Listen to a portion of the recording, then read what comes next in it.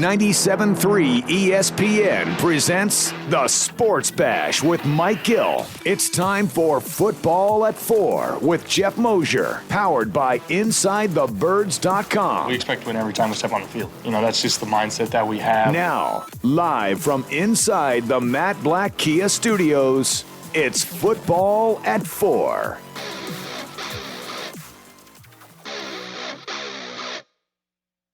All right, Football at 4. Geoff Mosher, powered by InsideTheBirds.com. He's in the house today. The NFL, they have to be watching these numbers. A couple Tampa Bay Buccaneers came down with coronavirus. They had to be quarantined. By the way, speaking of the NFL, we go to a college game. Clemson had over 20 players. LSU, a bunch of players. And now Rutgers has a couple of players that are going to be quarantined as well. We'll have to keep our eye on that. Geoff Mosher, Football at 4, InsideTheBirds.com. We will bring him in now on the Boardwalk Honda hotline as we got a lot to dive into today. Mosh, what's up, pal? What's up, fellas? Hope you had a great weekend. Happy Father's Day to you, by the way. Belated, I guess, a day. Thank you. I had a great one. Appreciate it. That is nice to hear. All right, so let's start with a couple of things here from late last week that kind of went through the weekend and get your take on how this could affect stuff. Because obviously, when that news came down about Phillies players, it hits home a little closer when it's players that you are more familiar with. And then it was, Tampa Bay Lightning, and then it was a couple of college teams, and now you're hearing Tampa Bay Buccaneers. So how do you think this affects the NFL's mindset moving forward? Well, I think the NFL has to be, I don't think they're going to be deterred from their plans. I think they feel like they've got a protocol laid out that can work, but I don't think anybody in the NFL can tell you with 100% confidence that it is going to work, and that with all the testing and with all the early report procedures that they have, that there's not going to be a rash of COVID tests that are positive, and that it's not going to interfere with the day-to-day operations for NFL teams. So we'll have to see. You look at a lot of the NFL teams have their headquarters. I mean, there's 2 teams in Texas. There's 3 in Florida. I mean, there's teams there's a team in Arizona. So there's a lot of teams that play and practice in states where you're seeing a huge spike in COVID tests. And so even with all of the protocol that is laid out, everybody still has to get to the facilities from somewhere else, and they have to travel, and they have to be around people. And are they taking all the precautions? All it takes is 1 or 2 people to really make, spread and make an outbreak. So we'll get our answer, I think, pretty early, maybe a week or 2 before the start of training camp, because teams are going to mandate that players arrive early to get their testing in and quarantine if necessary. And we'll see if they really can pull this off. Yeah, I mean, I wonder. Certainly. Yeah, go ahead. I was just going to say, certainly some of the things that we're reading about now with the college football teams and the baseball teams don't inspire a lot of confidence. But on the other hand, and I should say NFL teams, because obviously we've seen it with the Texans, the Cowboys, and the Buccaneers, but if you see a lot of players between now and the start of camp testing positive, maybe the NFL will look at that as saying they're getting it out of the way and over with, although I don't know if there's enough medical evidence now to suggest that if you do get it, that you're done with it altogether and you don't have to worry about getting it again. Just a lot of things left to be cleared up. Yeah, I mean, there was a lot of stuff late last week about, the Hall of Fame game, and that there's coaches that are speaking off the record. And I think Ed Werder reported that there's a number of coaches who now, are starting to feel like they don't see the season starting on time. And then that all coupled with what happened over the weekend, it just feels like football has kind of sidestepped everything, but you wonder how much longer they could do it for. Yeah, well, they got about a month, right? Maybe even less. Right. When does it start to get serious? When does it start to get serious where they might have to start reconsidering Plan B?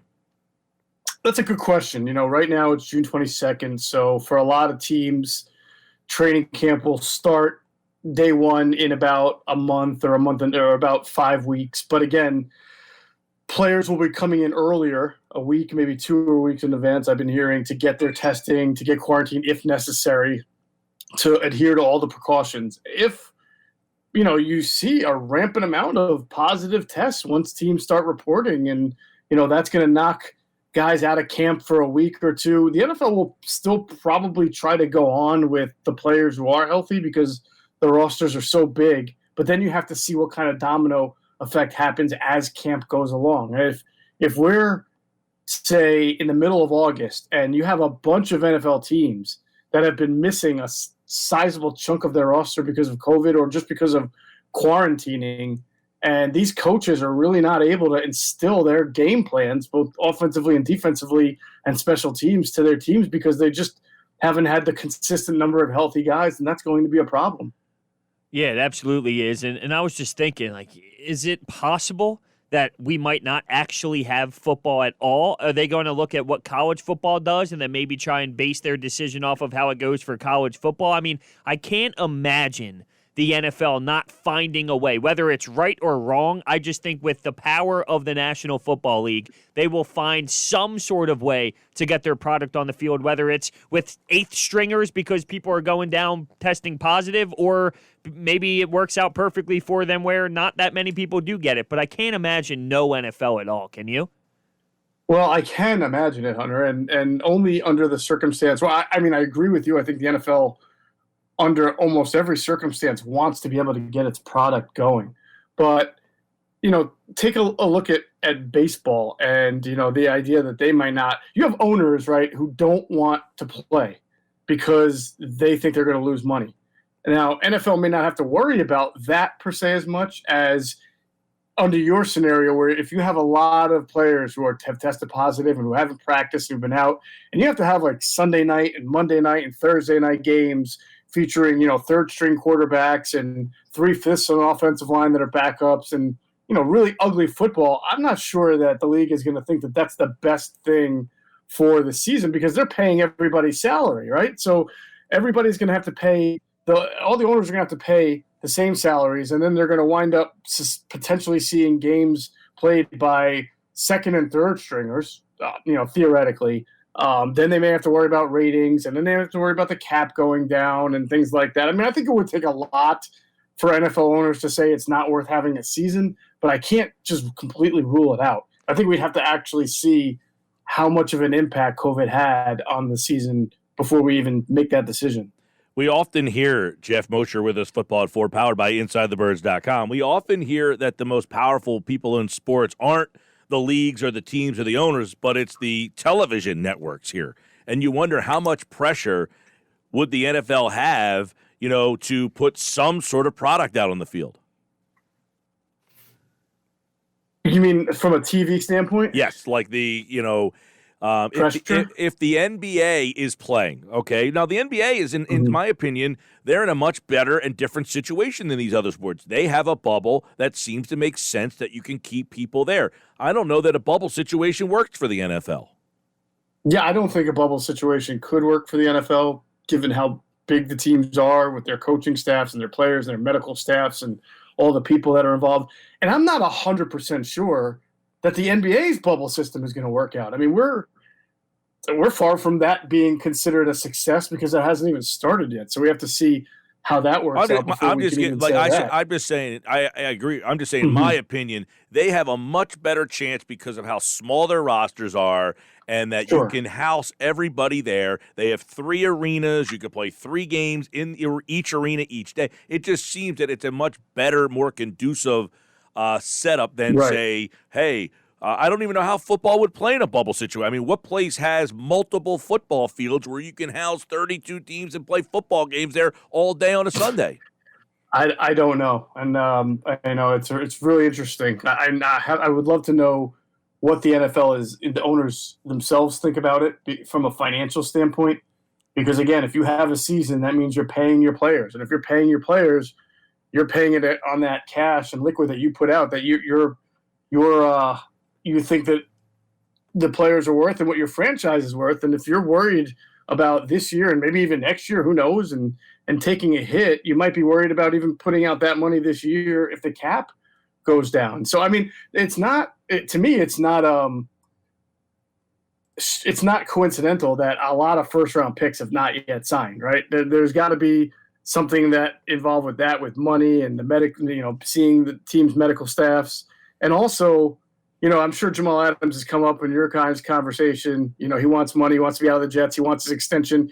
Normally, year 3 is when a lot of these guys would see extensions. But if you look at Jamal Adams, that 2017 draft class was tremendous. I mean, you're talking about Patrick Mahomes, you're talking about Deshaun Watson, you're talking about Alvin Kamara, you're talking about George Kittle, you're talking about Budda Baker, TJ Watt, Marshawn Lattimore. These guys have all made at least one, in some cases 2 Pro Bowls. Kamara has made 3, and he doesn't have an extension yet either. Dalvin Cook wants his extension. Juju Smith-Schuster. Only what? I think McCaffrey and the safety from the Bears, right? Eddie Jackson, I think he signed an extension. That's only 2 guys who are available for extension from that class that have signed it. There has to be something behind the owners not wanting to sign these guys right now and commit all that upfront money, because they might be fearing losses financially from this upcoming season. So that ties into what we're talking about. There certainly is fear. There has to be fear in the minds of the owners that there is going to either be a fanless or a season or no season, and that's going to impact the revenue big time. Geoff Mosher, Football 4, powered by Inside the Birds. You brought up Adams. Let's go down that road. The Jets believe, or according to reports, people believe the Jets will stand pat and let this play out in regards to Adams. Now, he comes out and says there's 7 teams or 8 teams. I don't know, was it 7 or 8? The Eagles were one of those teams. They typically always are. How realistic are the Eagles as a suitor for Jamal Adams, if at all? Well, I think it's unrealistic, and a lot of people are saying it's because of the money, and certainly that's a part of it.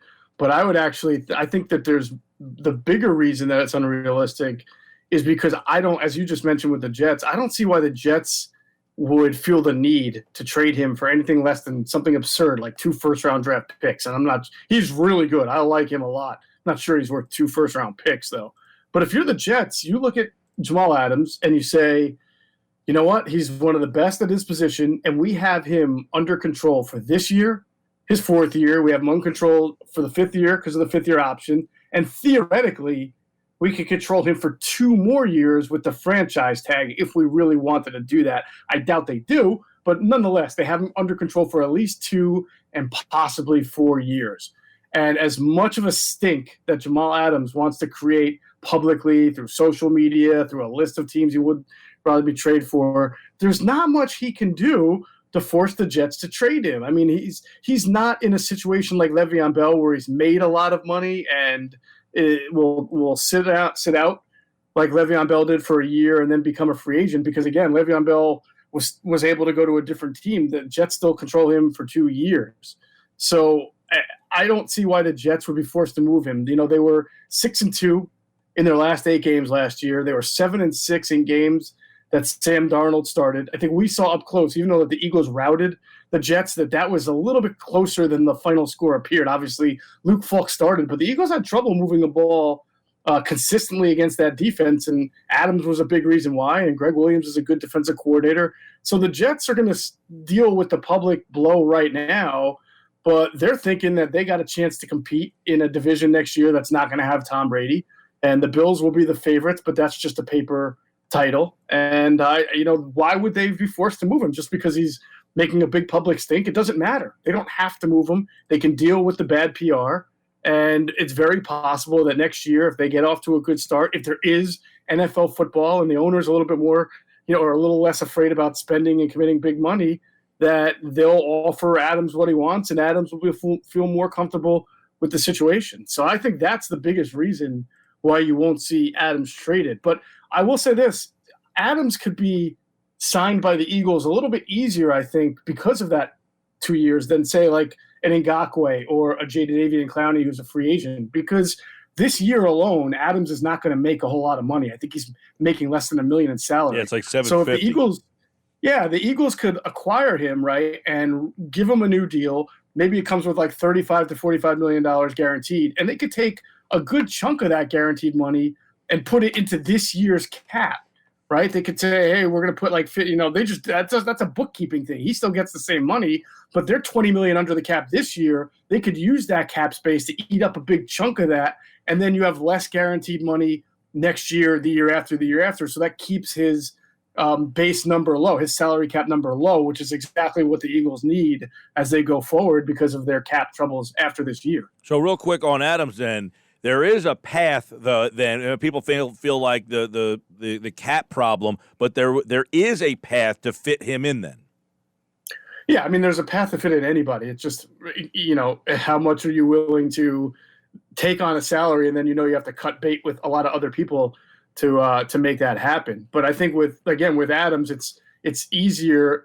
Say if you signed, I guess you could do it with Clowney too this year because he's a free agent right now. Although he's going to want big time pass rusher money. But because this guy has 2 years of control left, unlike Ngakoue and unlike Clowney, you can use these 2 years right now to keep a low cap number by putting some of that guaranteed money in this year and next year, and still making it manageable base salary and salary and cap number for these 2 years, and then even more manageable beyond that. It's a lot of bookkeeping stuff. Not everybody understands that. I try to.